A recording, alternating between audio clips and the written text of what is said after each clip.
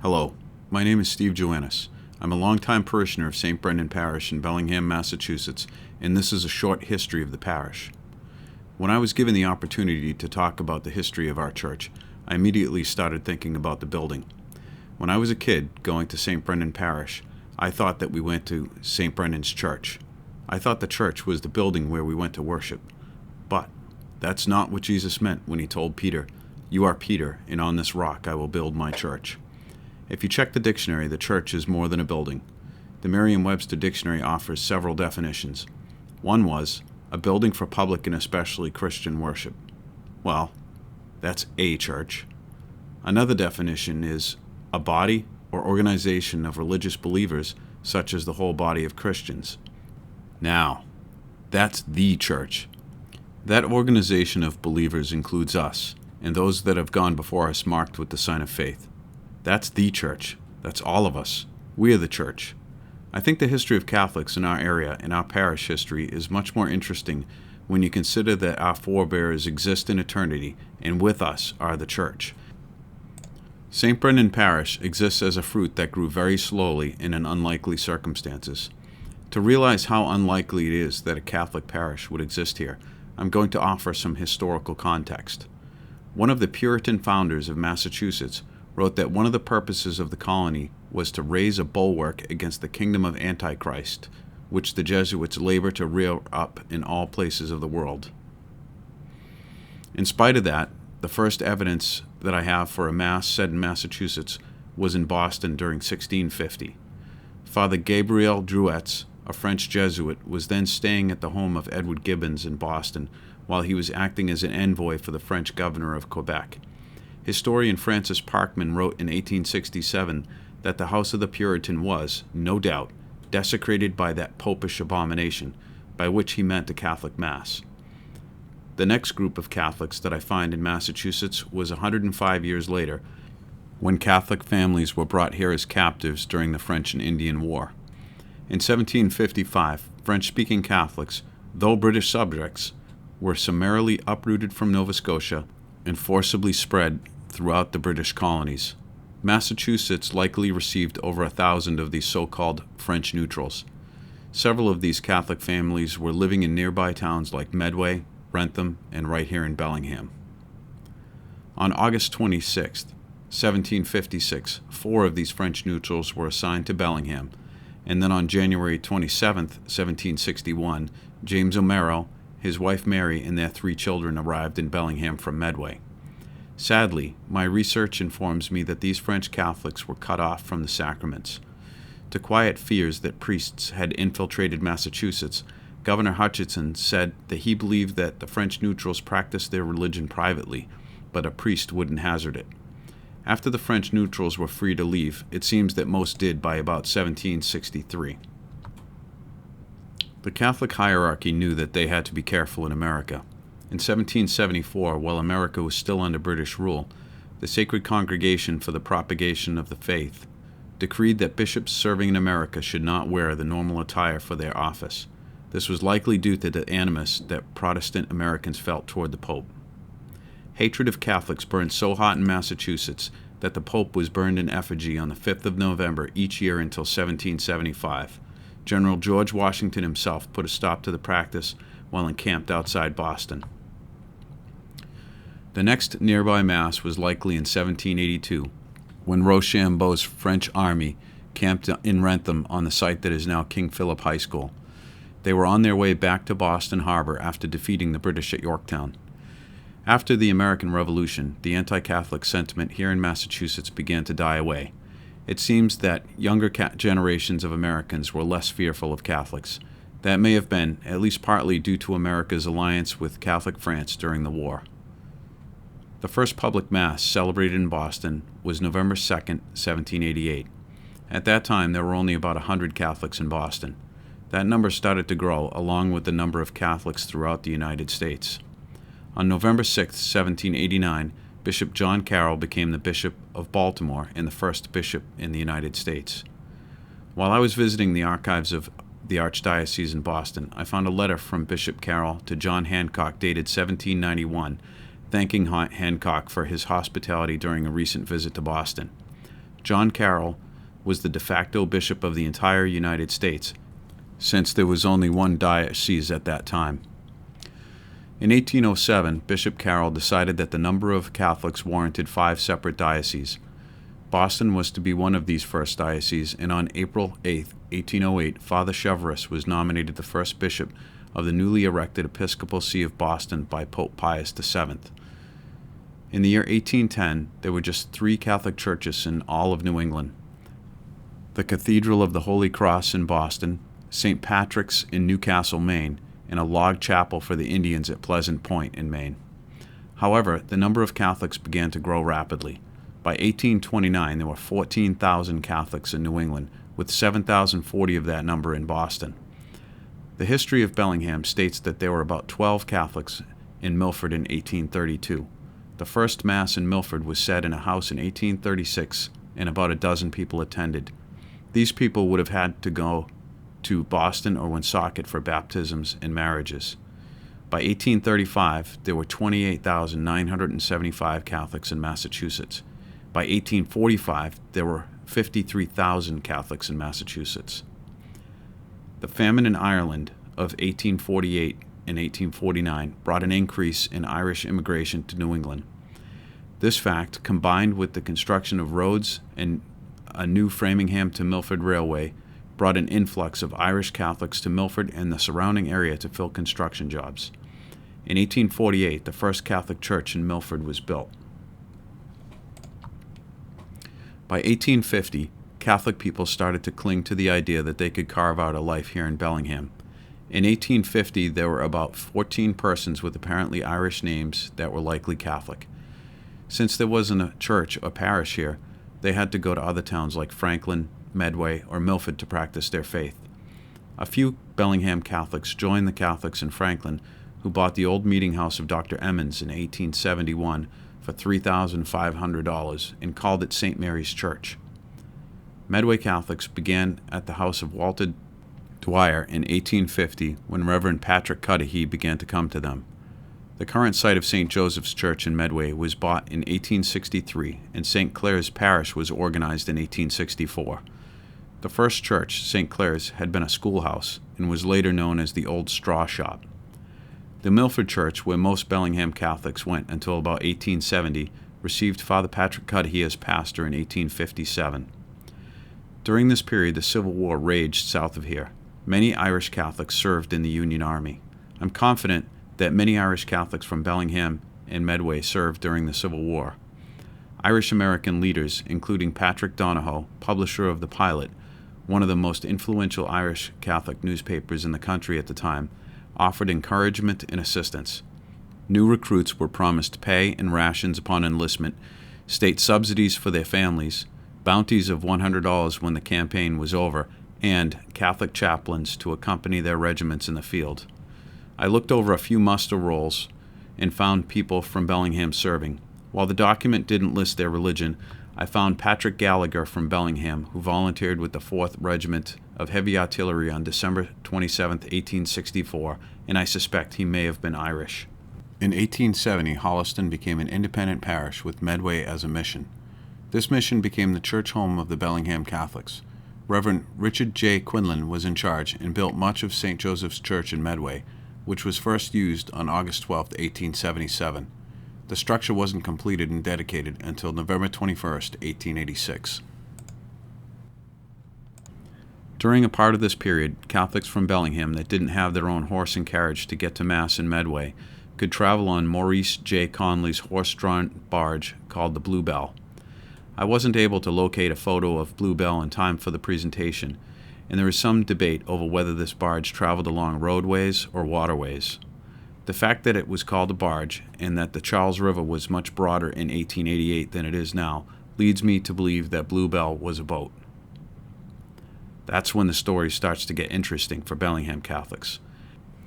In 1888, Father Thomas B. Lowney took over in Medway, which had become its own parish by that time. It was Father Lowney who built St. Brendan Church and established it as a mission of the Medway Parish.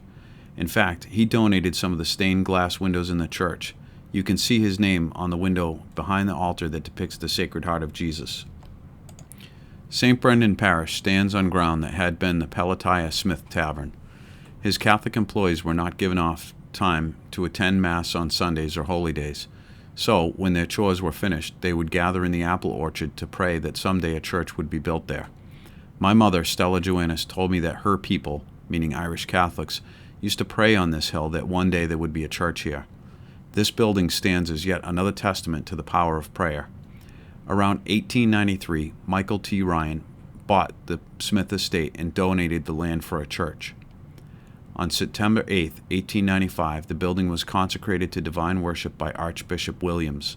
According to his entry in the Episcopal Register for that day, at 10:75 a.m., blessed the new church in North Bellingham under the patronage of St. Brendan. After Mass, confirmed 24 males and 11 females. Reverend J. S. Cullen of Watertown sang solemn Mass, and Reverend Mike Sheehan preached. The altar boys on that day were John F. and Joseph Murphy, Timothy E. and Charles Foley, William Callahan, and Eugene Conley. There were about 200 parishioners at that time. The first baptism here was that of Joseph Alfred Allard on October 9, 1895. The first marriage was in the following spring, uniting Rosemarie de Rocher and Thomas Bissonette on April 22, 1896. Shortly after the dedication of the new church, Father Lowney moved on to a parish in Marlborough, and the Right Reverend Monsignor Daniel Kelleher became the pastor in Medway and consequently our little mission here in Bellingham. Father Kelleher had previously been a professor of science at St. John's in Brighton. In this photo from the early 1900s, you can see that the church was set back behind some trees. The exterior of the church has always been white clapboards. The original doors were painted green. Before Pilgrim Village was built, a dairy farm was across the street from the church, and a small stream ran under the road and into the pasture. In back of the church, there was a three-sided carriage shed and a privy or outhouse. Parking was on the street, as we had no parking lot. Parishioners entered the church by the front door. Parishioners back then found it a difficult climb for the older folks, and very difficult for pallbearers during a funeral. If we take a closer look at the church, you can see some of the things that have changed in the last 100 years. In this photo, you will notice that there aren't any shrubs around the church. Those were planted in the 1940s. You will also notice that there are cement steps. Those were replaced with brick steps. Finally, the windows in these photos are not the windows that are currently in the church. The original altar had 3 spires. The one on the end contained recesses that held statues of the Sacred Heart and St. Teresa of Lisieux, the Little Flower. In later years, the end spires were removed because it was thought to be inappropriate to have them higher than the center one, which contained the cross and tabernacle. The side altars resembled the main altar, except the spires were painted on the wall behind the statues of Mary and Joseph. In front of the side altars was a stand containing many votive candles where parishioners would drop a coin and light one and pray for a special intention. Shortly after the church was built, it became the concern of the pastor that there wasn't enough support to hold the roof. Fearing the walls would eventually bulge out, 3 large turnbuckles were installed in the main part of the church. Many years ago, the church had stenciling on the plaster just above the wainscoting. Between the ceiling supports, a scene was painted on each side of the central peak. Florence McCracken wrote that one painting was of a chalice and host, and another a lamb. On each side of the main altar was a rosary in the shape of a chalice. The floor was covered in a charcoal gray linoleum except under the pews where the floor remained uncovered. The wooden kneelers were not hinged or covered. Florence wrote that one of the most appreciated improvements in the church was when the kneelers were padded and hinged. She wrote that one did double penance kneeling on the old hard wooden kneelers. The original lighting was a large chandelier that hung in the center of the church. It was round and contained many lights with glass shades. Father Dwyer served from 1906 until 1910. I wonder if he was related to the Dwyers in Medway that allowed Catholics to gather in their home during the mid-19th century. Father Lee served for 27 years from 1910 until 1937. His service was during World War I and the Great Depression. Father Lee was a prodigious writer, and I felt I got to know him a little bit through the letters he wrote to the Archdiocese. In addition to the things that were happening on the world stage, a few things of interest happened right here in Medway and Bellingham to his flock.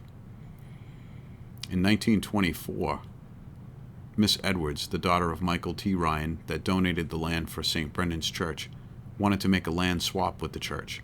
She wanted to build a home near the church, but she needed land which her father gave to the church for her driveway. The land she wanted is to the left of the church and included the building that is directly to our left now. The area that we received in trade is land behind the church, and the parish hall sits on it now. In 1930, the United States was in the midst of the Great Depression, and this area suffered with the rest of the country. Father Lee asked the Archdiocese for a loan since the people were so poor that he didn't think that they could support the church since the mills were not operating. The response from the bishop was, "Sorry, cannot help. The parish must be self-supporting and the parish priest is responsible."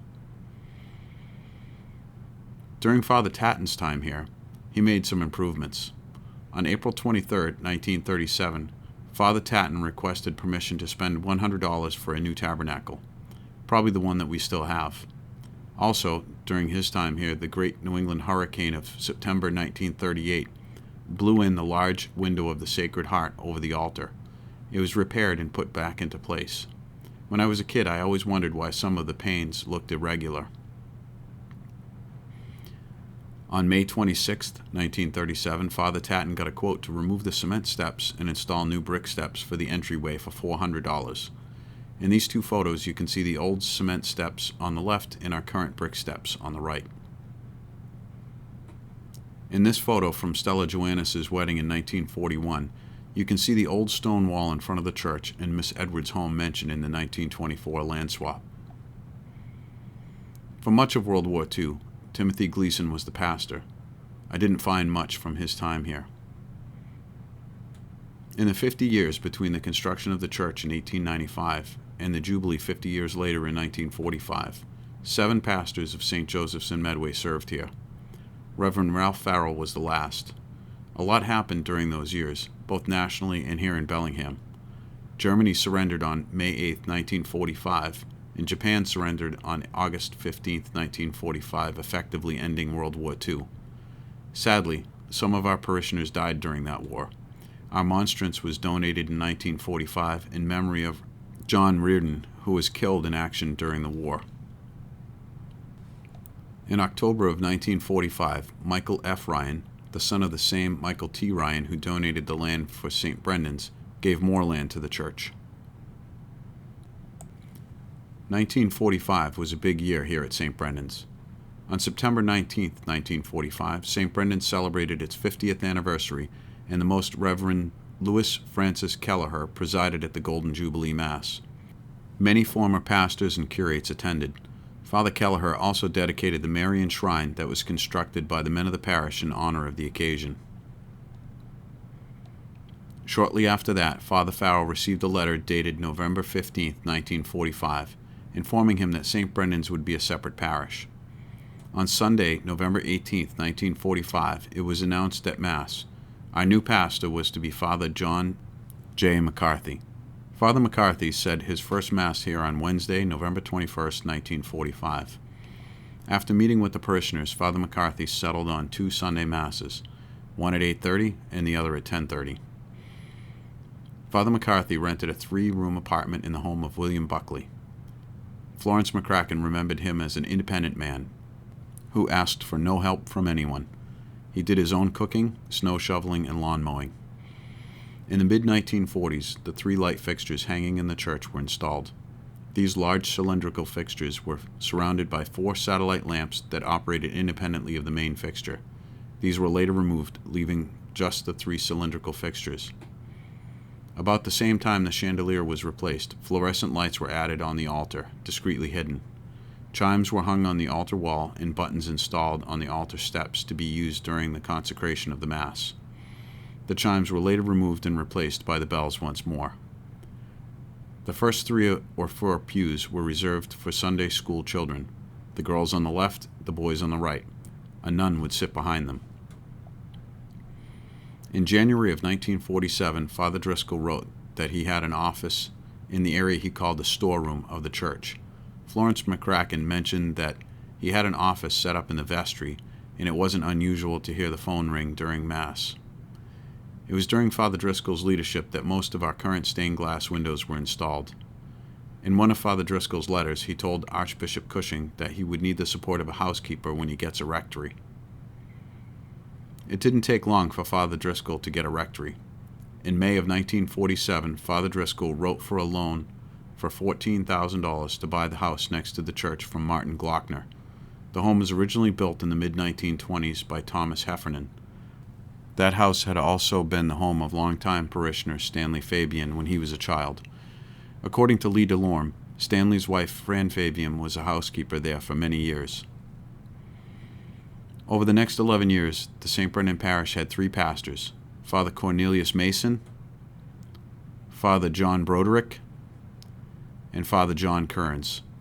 I didn't find much information beyond their names, photos, and dates of service.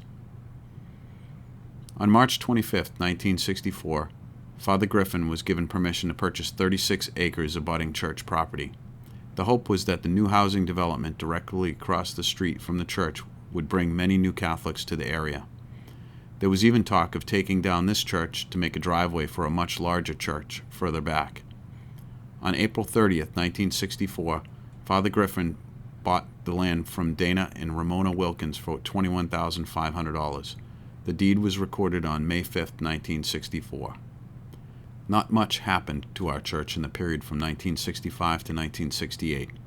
In 1966, New England Power Service Company got an easement for transmission lines. The big changes that took place between 1965 and 1972 were related to the Second Vatican Council. Under Father Moriarty, the altar was moved forward to allow the priest to walk behind it, and the communion rail was removed along with the statues in the sanctuary. In this photo, you can see the communion rail. Before Vatican II in the 1960s, congregants received communion on the tongue only while kneeling at the altar rail. Another pre-Vatican II photo reveals that the altar is set back such that the priest cannot walk behind it. Before 1965, Masses were said ad orientem, with the priest facing the same direction as the congregation, and the prayers were spoken in Latin. Before that time, Sunday Masses were only on Sundays. The first Sunday Vigil Mass on a Saturday night at St. Brendan's was July 5, 1969. It was on January 17, 1970, that the Peace Be With You handshake was introduced here at St. Brendan's. During the 1960s, when Saturday afternoon and evening Masses were allowed, we had Masses at 4 p.m. and 7 p.m. Saturdays, and Sunday at 7 a.m., 8:30 a.m., 10 a.m., and 11:30 a.m. At that time, our pastor was also assisted with the Masses by a priest from the Severian Fathers in Holliston. When I was a kid, we still had the 10 and 11:30 a.m. Masses. Father Eichhorn from Stonehill College used to help out Father Gilmartin. Father Gilmartin was here for a long time, and I remember him and his pipe well. When I was young, I served as an altar boy. There were 2 annual events that stand out to me from my time as an altar boy: Father Gilmartin's annual box of chocolates that he gave to altar boys, and the washing of the feet. On Holy Thursday, altar boys should have clean feet and good socks, since Father Gilmartin would select 12 of us to have our feet washed by him at the front of the church during Mass. While Father Gilmartin was pastor, Mary Walsh was the longtime caretaker of the rectory. When the large stained glass window of the Sacred Heart was restored in 1993, her name was added to the bottom right and can be seen there today. During Father Gilmartin's 23 years with the parish, he got a lot done. He was here in 1972 when the parking lot was paved for the first time. He had a new organ installed, and he had new outside doors installed. We may never know the eternal fruits of his long service, but his largest temporal accomplishment for our parish was the construction of the parish hall. The official groundbreaking for construction of the hall was in February of 1993. According to Lee DeLorme, the initial cost was estimated at over $750,000. That number came down to less than $650,000 due to the labor provided by parishioners. As an example, John Ayer built the entire stone patio area outside the hall and dedicated the work to his father, who had been a longtime parishioner. You can see similar stonework where John lived on Pine Street. There is also a plaque commemorating his father that can be seen from the patio. Some of the money was raised by people who went door to door by twos seeking donations, but a large part of the cost was in the form of a loan. The hall was dedicated a year later on October 17, 1993. On Sunday, September 24, 1995, Father Gilmartin and Cardinal Law celebrated the centennial Mass of the church building and retired from service as pastor here at St. Brendan's shortly afterward. I've often heard Father Mullen tell the story of seeing St. Brendan's Parish while passing through Bellingham and wishing that one day he would be in a parish like it. Our beloved Father Mullen arrived here in 1995 and has been with us ever since. Father Mullen inherited the loan left from the construction of the hall, but through his disciplined and careful use of our resources, he had it completely paid off within 10 years. With Father Mullen as pastor, a lot has happened. At his invitation, the Franciscan Sisters Minor joined our parish in 2003 and moved into 391 Hartford Ave, the house diagonally across the street from the church next to the Old North School. I know that house well because that was my foster home growing up. It seems to me that the Eucharist follows the Rosary. People prayed the Rosary on this hill, and now there is a tabernacle here. This photo is of a little shrine that my mom had on the porch at 391 Hartford Avenue where people would gather to say the Rosary. Now, there is a tabernacle there. It is a wonder to me that Jesus is present in the house that I grew up in.